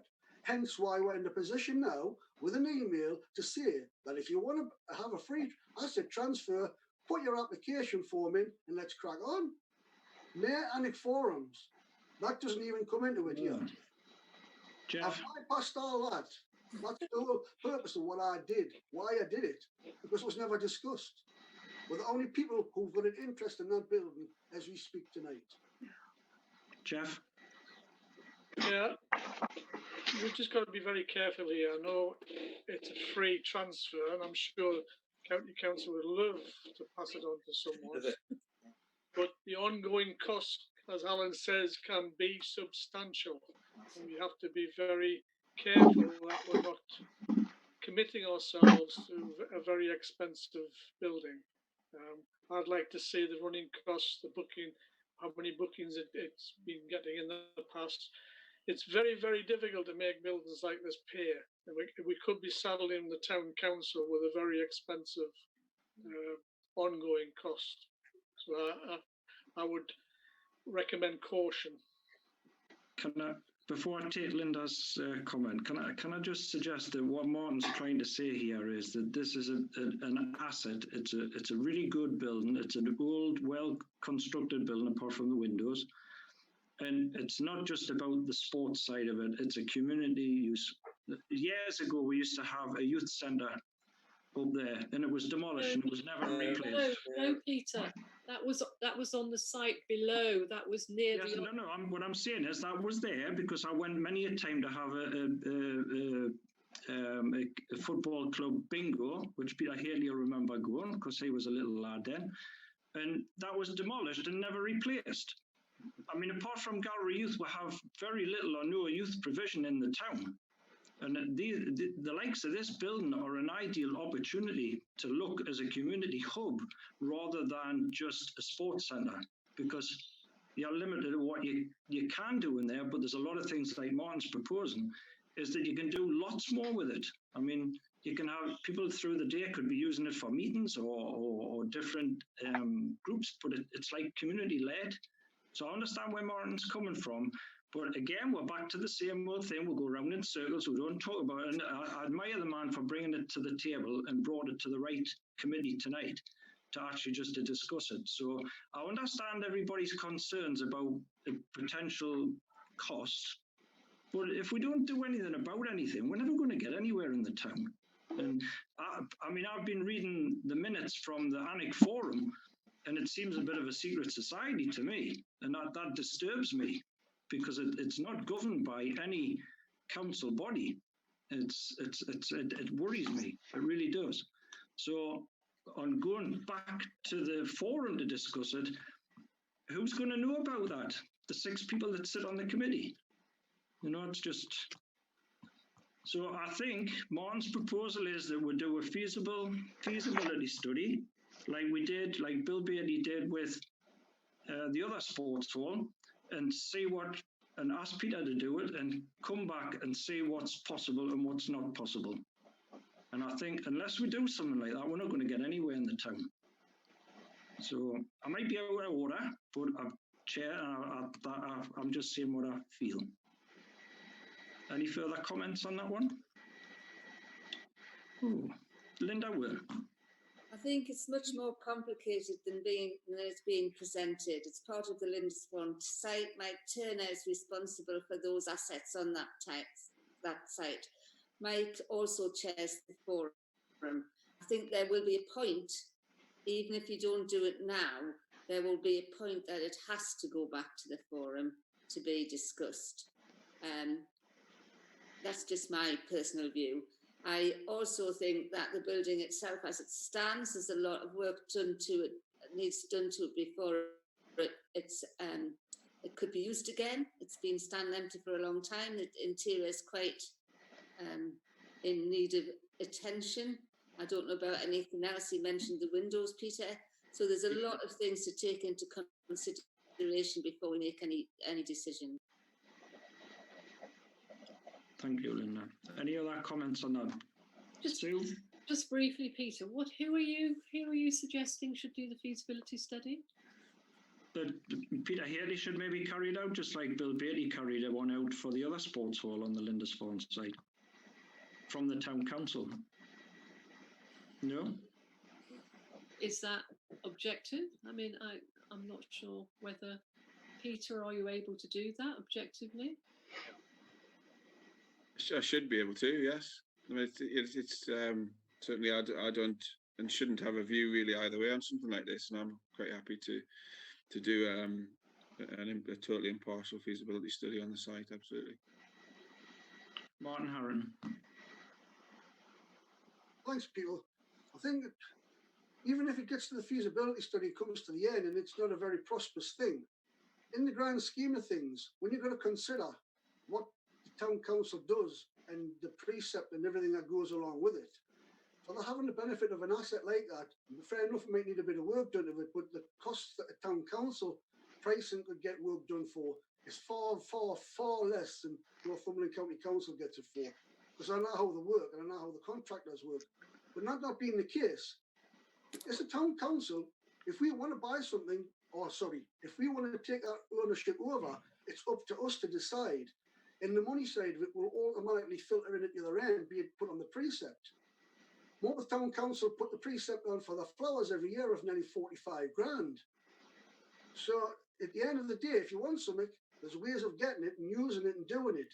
But what we're suggesting tonight is the principle of do we need it, do we not need it, or should we just leave it in the box and let somebody else play with it? Thanks, Martin. Linda? Sorry, Julia. Question really, out of ignorance, because I've never, since I've been on the council, I've never really heard very much feedback from the ANIC Forum, nor about the Lindisfarne site, and so I'm sort of supporting what you were saying, Peter. It would be really useful to have much more of a briefing about what's going on around both Lindisfarne, and I don't know who that was, Linda Wynne, who you referred to, out of my own ignorance. So I would rather than do that now, I would really value much more understanding about how the forum relates to us, how Lindisfarne relates to us, and how it all fits together. Thanks, Julia. Linda, can you pass that information on to Julia? You're on mute, Linda. You're still on mute, Linda. Sorry. My head's going round in circles here. I think we need to have a whole session on the purpose of the forum. There seems to be some misconceptions about what the forum was set up for, what it's now doing, and how it reports back. So I think actually it would be useful if we could dedicate something, perhaps in private, Peter, after a council meeting, and think about structuring it and having an agenda, and whether or not Mike Turner would be useful to have there at some point as well. But I think, you know, it's going on, and we don't seem to be able to satisfy councillors about the reasons it works the way it does at the moment. And I'm not saying it's perfect, and I'm not saying there's not room for improvement, but you know, I just think we need a bit more structure around feeding back to anybody and everybody. Just to give you an update as to where we are with this proposal I've got an email, and the man just wants an application. We're there. The application needs to be put in. The forum hasn't even been discussed with this chappie. So I know the forum exists, but the point I'm trying to get across tonight is that the forum doesn't affect what we're discussing. Unfortunately, my experience, because I haven't been involved, I haven't been blinkered, it hasn't been stretched out what everybody else is doing. I'm just concentrating on that building. I've asked a key question, I've got a key answer, and I've got a reply to how to move it forward. And that's what I'm bringing to you. The proposal is, if you want to get it, you put an application in, and it's ours. There's nothing simpler than that. So the proposal is councillors to act how they see fit. Are they in favour or not in favour of doing a feasibility study to us taking it over for free? That's where we are. Thanks, Martin. You've got to remember that the forum isn't an elected body. We're actually elected members, and that makes a difference. Sue? Yeah, I'm getting a bit confused about where we are. Can we just sum up a bit about what are you proposing, Marty, that we do a feasibility study before we make the application to take this building on? Yes, so that would be the most appropriate way forward. Well, otherwise, what would we present our case at the other end? Because they're not just going to give it to us for love of the job to get it off their books. Okay. So could I make a proposal then that we look at a feasibility study on this building before we do anything? Yes, and it has to go to full town council as well. So we're just the first point of making you aware. Some people would not even have thought of this until you got your email and your photographs at the beginning of the week. Okay. That's how quick the thing's moving. Honestly, as you can probably tell, I don't mess up anymore. So we just need to backtrack a bit then and say that we will look at a feasibility study then. Whoever does that, Peter, you feel that that's okay. That's fine. So can we take a proposal then? Can I make a proposal that we do a feasibility study on that building? Okay. Sue's made a proposal that we do a feasibility study on the Lindisfarne site. Jeff, are you a second? Yeah, Jeff second that. All those in favour? All those against? And all those abstaining? Okay, Linda, where are you? Linda, you're abstaining. What? No, me. I haven't got a vote on this committee. Oh, right, okay. Sorry, right. I've not voted on anything, sorry, because I'm just. All right, okay, no, thanks. Right, But okay. I was also going to say I've got to go. I had another appointment at 8 o'clock. I don't know if they're still hanging on at the other end for me. Okay, So I brilliant. need to go. I'm really sorry. Thank But you. been an interesting meeting. Take Okay. care. Thanks Thank very you, much, Linda. Linda. Bye. Yes, Okay, Linda. so Jeff's got a second now. All those in favour? Yeah, just done that. Just done it. Yeah, okay. Peter? Or Tim? Yeah, but budget update next. I think Janet's going to bring you up to speed with spend to date. Okay, thank you. A different voice for 5 minutes. Oh, well done. I'll just go through the budget. We did send out the papers, but really just to give you an idea of sort of the spend since we had the last meeting. So on events, we've paid out 3 of our sort of big grants, and that will be it. But yeah, probably nothing more to spend on that, I wouldn't think. So we've paid the Music Festival grant, Annie Can Bloom, and the Christmas lights. They've been paid out. On projects, we've paid the money to county for the additional cleaning of the public toilets. So that's a final figure. So £4,742 and a penny. Wow. Had to have a penny there somewhere, didn't it? It was toilets, so it had to have a penny. We've spent £400 on bulbs. They're for Peter Edge's community projects. Peter now understands what 1/4 of a tonne of bulbs looks like and how they fit in your car, or don't. And then on assets and services, a little bit of spend. We've bought, or Tim bought, a new zip wire trolley and brake for the Alnwick North zip wire. We've spent a little bit more money on materials for play area repairs. We've now got an additional 2 months for the town hall lighting. So those new bulbs must be doing something, because our end of year electricity will probably be less than we'd anticipated.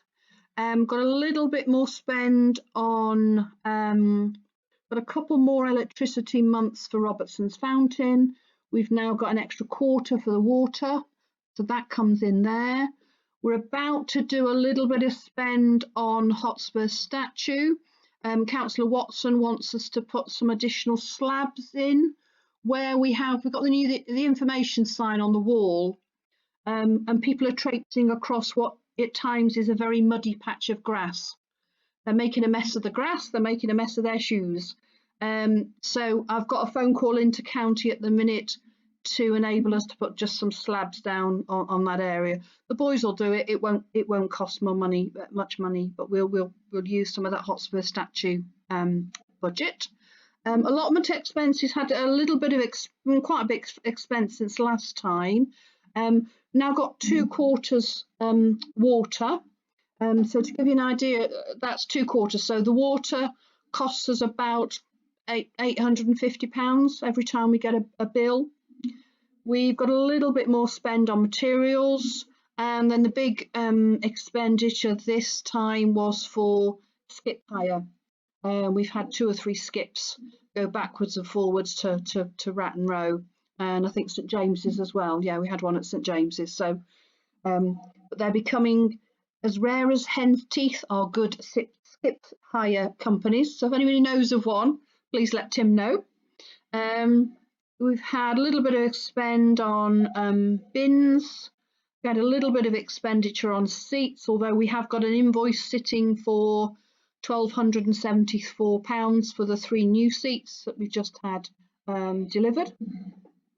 And we've got a couple of seats we need to order from Marmax that we promised for Barndale School. We promised they could have a couple of benches and that we would pay for that.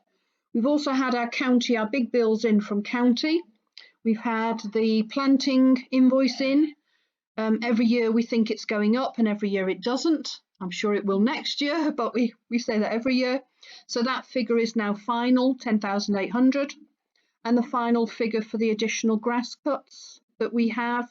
Remember, we We get our normal grass cuts April to September, but these are for additional cuts in March and October that we pay for traditionally.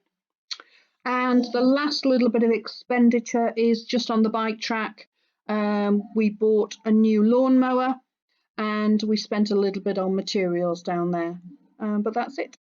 So to date expenditure, and £529 income, and that's all allotment rents at the moment. So the total expenditure at the moment is £53,275 and 64 pence. And I'm happy to take any questions. Jeff. Jeff? Sorry, just reminded me something I thought about a while ago. The October grass cut, I was just wondering whether that's worth doing. There's a lot of insects and small mammals like to overwinter in longer grass. So would it be an idea not to do the October grass cut? Peter Edge, do you think that's a good idea? Sorry, Peter. I think it might be worth a try.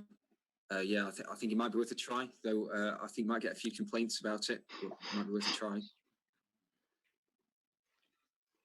I think you're less likely to get complaints for the October cut than you are for the two that we do in March. Yeah. I think early season people like to have those done. Yeah. The October cut this time was done in November. So because the grass did grow really late this year, which was good, and I think all our grassed areas look really healthy right now. And I'm not sure that you'll get insects, but I don't think you'll have small mammals just on a lawn. But there are areas where the grass is left to grow, certainly in the column field. So I think we should just keep the place tidy, personally.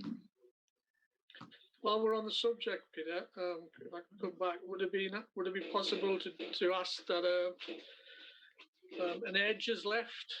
I mean, in a lot of towns you see that they don't cut the grass for a metre, a couple of metres in, to allow like a wild edge. Would that be possible? Janet might update you on this one, but I think there's Anakin Bloom are looking towards doing some areas of like wildflower strips. Yeah, we are, and obviously they look best where they've got an area left, and then they're against a flat bit of grass. They do look well that way. I've been trying to catch Bill Pringle all week because we would normally go and see him now to talk about ideas like that. And I know around the country, more and more councils are cutting less and less grass. And saving themselves quite a big budget. So I know he's got quite a bit of budget to cut. So that might be one of the things they want to look at. Okay, thanks, Janet. Sue? Yeah, sorry, it's not, I don't know if Pete wanted to reply to that. Mine's on a different subject, so. Okay, Peter Edge? Yeah, thanks, Sue. Yeah, based on that, so like long grass is supposed to be better habitat than wildflowers, or it can be just as good. So even if there's not like lots of flowers in it at the time, it can still be a very good habitat. So leaving some long grass seems pretty good. And the other thing is there are some areas where instead of areas being strimmed, they're ending up sort of spraying it. And perhaps that, if it'd be possible to change that so that they're neither strimmed, they're either strimmed or just left long, just when it goes onto like walls or where they're around trees or things like this, where it's not particularly necessary. I think that would be appropriate. I think we asked them. Did we not last year or the year before to leave the ones at Meadow Riggs because they were damaging the trees, and that was they've left all those. Area. I think in those sort of areas that's good, but I think if you did it on the column field, it would look a little bit messy, really. that's just my opinion, of course. But certainly, we need to encourage areas like Meadowriggs where you have got a large area of grass. You know, I mean, people have actually seen kestrels actually dipping down to pick up an odd mouse in there, which is really good. Yeah. Who else had their hand up? Sorry, Alan. Mine's not a question. It's just that I will have to apologise for leaving the meeting. I'm a little bit overdue on the insulin, etc. So, with the committee's permission, I shall beg my leave and say that it's been nice to see everyone. But hopefully, goodbye. If you agree that I can't say goodbye. Well done, Alan. Thanks Bye, very Alan. much for your attendance. Thanks. Yes, Goodbye now. Bye for now. Okay, let's go back to where we were. Sue again.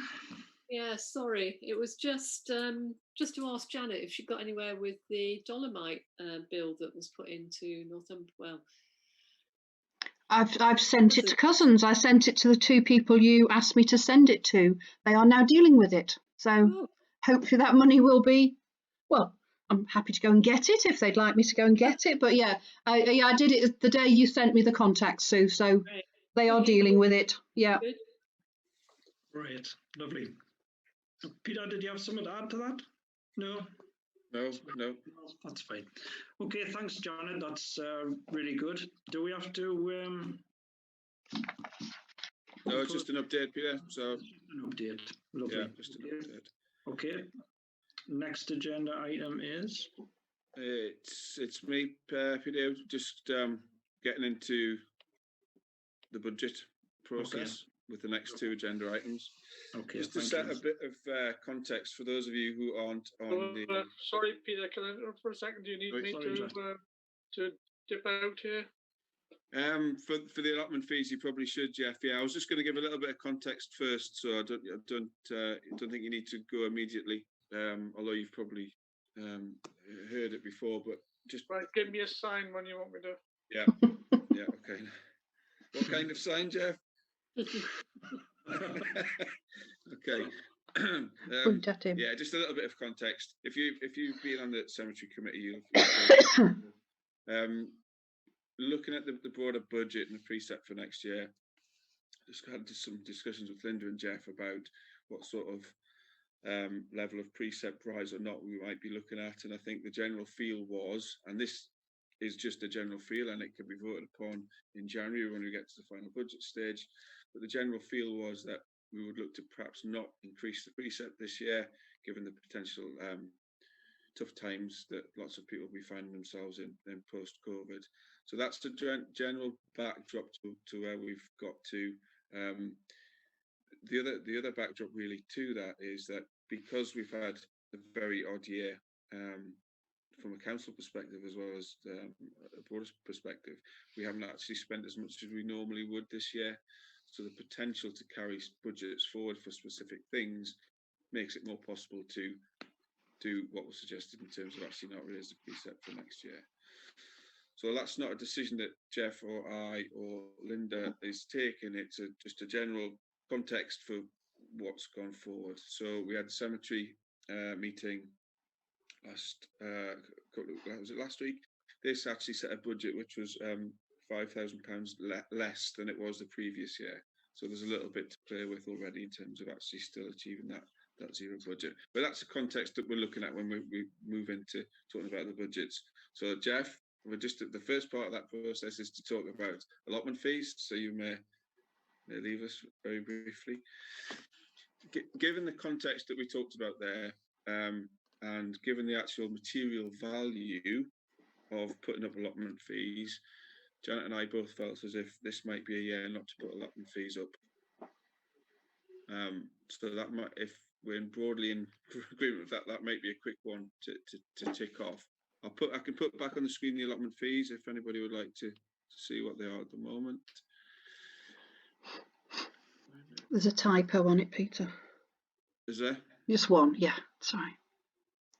See if anyone can spot it. It's fine. Perhaps I've removed it already, Janet. Oh, you might have done, yeah. You hadn't done when you put it up earlier, so. Oh, well, I haven't then. Okay. So that's the sort of things we're talking about.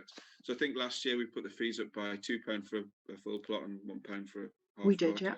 Yeah. Materially, that isn't worth a lot of money. And I think, and Janet and I's view was that actually, given the feeling that we're trying to create, it probably is best that we don't increase these fees this year. But that's open to discussion. I'll open that up now to members to discuss. Okay, Sue, I think you had your hand up first then, didn't you? Yeah, I was just going to propose that we do that, hold the allotment fees as they are for the coming year. Peter? If Sue's proposing that, I would second that, certainly. Okay, all those in favour? Okay, that's unanimous. Thank you. Great.